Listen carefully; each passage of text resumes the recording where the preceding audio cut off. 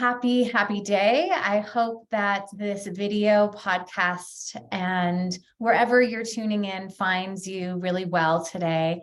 And we are going to dive in today to continue our topic of love and how the frequency and energy of love can change your life. And so today we're going to talk specifically about daily tools that brings about more love consciousness and the energy and frequency of love into our day-to-day lives. So I want to talk a little bit broadly, and then we're going to go into some tools that we can use daily in order to connect. Because when I think of love, when I think of remembering our wholeness, something that I really focus on in my own practice, in my healing practice, personally and professionally, I think of a garden, right? When you think of a garden, a bed of roses, let's say, this beautiful garden full of roses, when we don't tend to it, what happens is that when we don't tend to our garden, when we don't water it, when we don't pull the weeds start to overpower the beauty of our garden. And pretty soon you're looking at it and you're feeling overwhelmed by the power of the weeds. You're feeling overwhelmed by all the work you need to do, and you feel like you just want to kind of throw in the towel. So the same thing is with our daily communication, our communion with spirit. Truly, the pathway to our heart, the pathway to heart love consciousness is through daily communion, right? Daily communication with spirit, with our bodies, with our souls, so that we can start pulling those weeds of the things that don't resonate with us, the emotions, the stuff of life, right? We live in a 3D world, and we're trying to raise our vibrations so that we can feel love even while we're doing dishes, even while we're going and paying bills, no matter what. And so we want to pull the weeds in order to, and tend to the garden in order to maintain the beauty of our garden. And so let's talk today about how to create a daily practice in order to raise your love frequency and live from a higher vibration. Now, again, there's a lot of new age terms out there, 5D, right? And 3D. And in my last video, my last podcast, we talked a lot about the differences between and the shifts between 3D, 4D, and 5D. And today we're going to go through, like, how do we get there? Like, what are the steps we need to do to get there? And I also want to say, just on a personal level, sometimes it's really hard to get there, right? We have an idea of what heart living looks like. We know it when we're in it. And sometimes, being human, we just can't step into it. And so I want to preface this whole conversation with saying that part of being human is to have human experiences and emotions and situations that make us feel, that cause us to feel dysregulated, right? A perfect example. Last week was a really, really tough week. My children were in lockdown and there was a school shooting. They were in lockdown 3 days in a row. And in addition, one of those days was a school shooting. So you can imagine that I was not feeling heart conscious and frequency and vibration. I did not sleep. I cried a lot. I felt dysregulated. I felt scared. I felt anxious. And I struggled very deeply with, of course, my children's safety. How do I handle this? Feeling hopeless or helpless, actually, not hopeless, but helpless, and really out of sorts. And I'm still working my way back into regulation, into feeling that heart consciousness. Today was the first time every day I sit in my chair and I do something, writing, meditation, something. Today was the first time that I could actually calm my nervous system down enough in order to receive, in order to meditate. I literally could not calm my body down.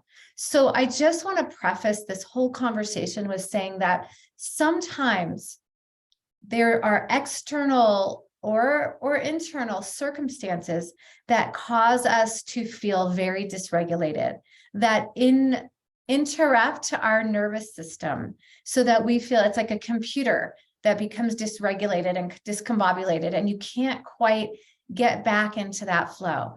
That is part of the experience of being human. And so the challenge is there were a couple of days in there that I started to judge myself. So I watched, I became the observer. I became the observer of, I literally said to myself, if I go down this hole, I won't be able to be there for my children. I won't be able to pull myself up out of this because I will go into despair really fast. I mean, it's my children, right? And so that was one discussion in my head. The other discussion was, I'm not connected. I don't feel guided. I feel so out of sorts. I feel so exhausted. I wasn't sleeping. So what I had to do was, and this is what I'm encouraging you to do, when you're feeling that human stuff, we want to release the judgment. And that is something that I continue, as you've heard my story, to work on daily, is when the stuff of life comes up, do we exasperate it by making it worse, right? Because I could have thrown a lot of judgment onto those weeds, right? I could have thrown a whole lot of judgment. And instead, I listened to all the conversations going on in my head, and I became the observer. And that takes some time to do. And then when we judge ourselves, when we do get down to that level, and we do feel that shame and that judgment, which, by the way, shame and judgment are the number one, or are the heaviest vibrations on the planet, right? I've been listening to podcasts and reading about this, and shame and judgment are the heaviest vibration.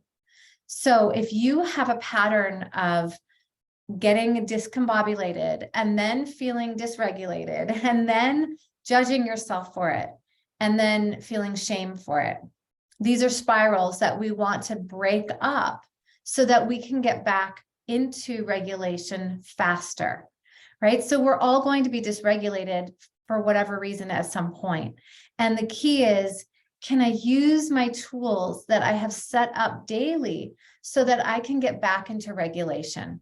So let's kind of dive in. Let's go deeper into the tools for regulation, the tools for vibrating this heart love frequency, which, as I've said before, love is the greatest energy tool.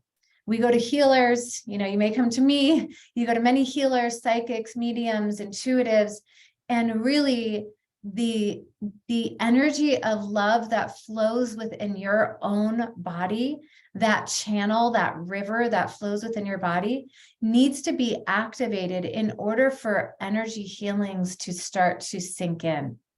And you are your greatest healer.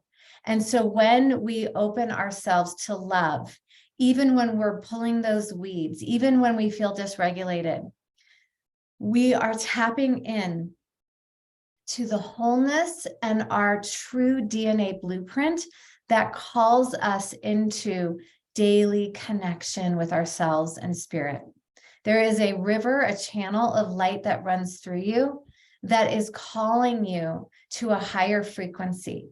You may feel, and we're going to talk about how to get through it, but so when we can sit with ourselves and be with ourselves every single day in communication, then this creates a clear pathway for that divine blueprint, for that divine communication to come through. That wisdom, that voice is here. And the beautiful thing is, when I got dysregulated, scared, anxious, and exhausted, I trusted that I could get back to center. And so that's part of the tools we're going to talk about, is trust. Okay. So in silent communication, we can discover our own wisdom for wholeness and love, and move through worthiness issues, move through dysregulation, anxiety, all the stuff of life, and instead of pushing it away. And then the beauty of living in this love place, this frequency place, is that we stop fixing ourselves and others, right? We stop, we let go of control. We let go of this 4D idea of fixing, fixing, fixing, fixing. And we release shame and doubt, which is that lowest frequency in judgment. And we give ourselves permission to just be. So let's talk for a second about tools, daily tools. So one of the tools that I use daily in my sessions with clients, but also I teach this in my groups, and also I encourage you to do some sort of energy clearing every day. That can literally mean taking your hands over your body and just intending on, I do some sort of clearing every day to intend on releasing other people's energy out of our nervous systems. You can use I have a selenite wand. You can use a selenite wand. You don't have to, but this also helps with clearing energy. The next step is clearing the beliefs that we have that have been embedded in our nervous system and our DNA, and start to unearth them so they can release, and new beliefs, healthy beliefs, can come through. So a belief talk is like in the next podcast, but for right now, my encouragement to you is to write about negative beliefs that you are carrying that are not serving you, and asking spirit to break up those patterns. That's all you have to do. Okay, the next step would be asking for help in whatever way that you do that. Either I love speaking out loud, I love doing it through writing, singing, right? So any kind of sound vibration is very, very powerful. So you can use your voice and speak out loud and ask for guidance. There's nothing special here. All you have to do is use your voice. That in of itself is going to clear your throat chakra. I started doing more videos to clear my throat chakra, right? Because I'm speaking and I'm letting my vibration go out, and that frequency to kind of vibrate out. Use your voice every day. Ask spirit to help you with the things that you feel anxious, dysregulated, or out of balance about. The next step is you're asking spirit, and the way that I see spirit is, so I don't know if you've ever seen, I'm sure you have, in Colorado, we see it a lot because we have the mountains, and we've on a clear day where before the clouds have come in, and if there's clouds or rain far away in the mountains, I can see this huge cloud, and then I can see the rain coming down. It looks like lines from the clouds. Have you ever seen that? It's so beautiful. So when I think of asking for help in my daily practice, I imagine spirit, God, whatever you feel comfortable with.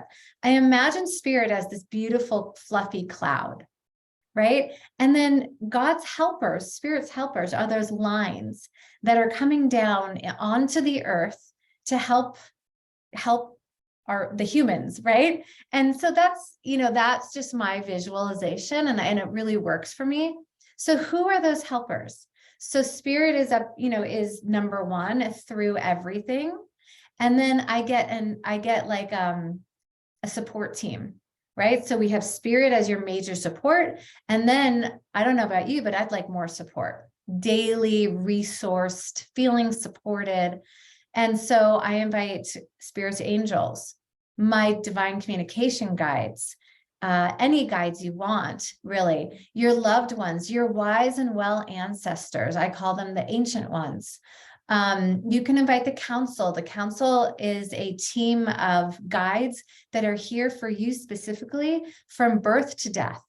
You can invite your council. That kind of sums them all up, right? So inviting them all in on a daily basis will help us to not only create a habit that's positive, but it sets us up with a right relationship, right? It moves us forward. And then finally, I'll end with the idea of connecting to our body and clearing our emotions. When we are dysregulated, when I got super dysregulated last week because of my children in lockdown, what happened was I felt like my emotions took over. And those emotions sit in our body. And so our bodies become tight, right? Some people become constipated. Some people can't breathe. Some people have body aches, depending on, your body's different. And so what happens is our body starts to shut down, our emotions take over, and it's like those weeds just fill the garden and we are lost.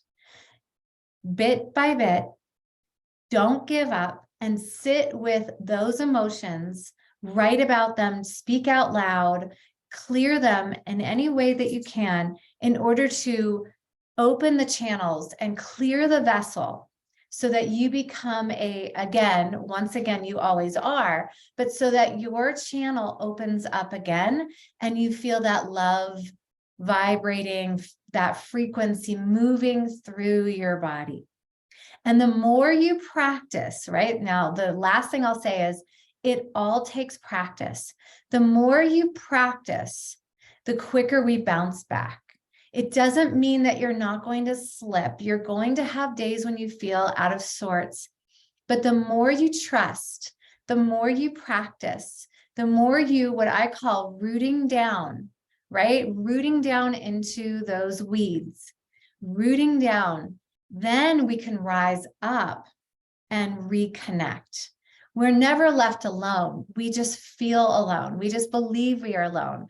So just to conclude, heart vibration, the frequency of love is that divine consciousness flowing through like a river through the body and the spirit.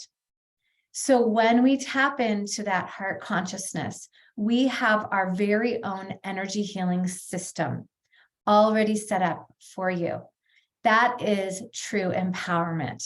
If you want to feel like a sovereign being, then start to imagine that I call it the spirit body, but you can call it your higher self, your energy body is leading the charge with spirit, and your physicality, your physical body, your emotions, the stuff of life, the 3D world gets to follow, right? So that's the way I see it. I have all these little visualizations because I'm so visual, the cloud with all my helpers. And then I imagine my energy body, my spiritual body, leading the way, arm in arm with spirit, so that my physical body and my emotions and all the stuff of life, what we call 3D, that all gets to follow.